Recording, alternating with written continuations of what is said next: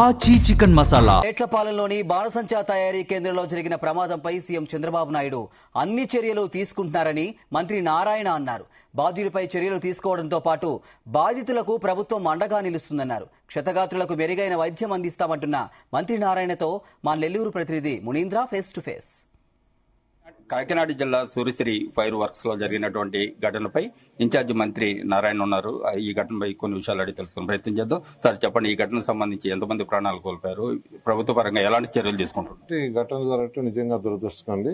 మొదటి నుంచి యాక్చువల్ గా సీఎం గారు ఎప్పటికప్పుడు దీని మీద యాక్చువల్ గా రివ్యూ చేస్తున్నారు కన్సర్న్ డిపార్ట్మెంట్ తో. అయితే దీని మీద ఇమీడియట్ గా కలెక్టర్ గారికి ఇన్స్ట్రక్షన్ ఇచ్చాను. నేను కూడా కలెక్టర్ గారితో అనేక దఫాలు మార్నింగ్ నుంచి మాట్లాడాను. దానికి సంబంధించిన సహాయక చర్యలు తీసుకుంటున్నారు. హానరబుల్ సీఎం గారు కూడా అక్కడ పోతున్నారు యాక్చువల్ గా. నేను కూడా యాక్చువల్ బయలుదేరి అడిగిపోతున్నాను. సార్, ఈ ప్రభుత్వ పరంగా చనిపోయిన వారికి కానీ అదేవిధంగా గాయపడే వారికి ప్రభుత్వం ఏ విధంగా అండగా ఉంది? ఖచ్చితంగా అండి, అన్ని విధాలా ప్రతి ఒక్కరికి అండగా ఉంటుంది. ఎవరిని ప్రతి ఒక్కరు ఎవరైతే అక్కడ చనిపోయినా కానీ లేదా వాళ్ళకి ఏదైనా దెబ్బలు తగిలి అంటే హాస్పిటల్లో చేరేదన్నా పూర్తిగా 100% ప్రభుత్వం తీసుకుంటుంది. దీనికి బాధ్యులపైన ఎలాంటి చర్యలు ఖచ్చితంగా కఠిన చర్యలు తీసుకుంటారు. చర్యలు మాత్రం కఠినంగా తీసుకుంటారు. అదే మొత్తం మీద దీనికి సంబంధించినటువంటి బాధ్యులపై కఠిన చర్యలు తీసుకుంటాం.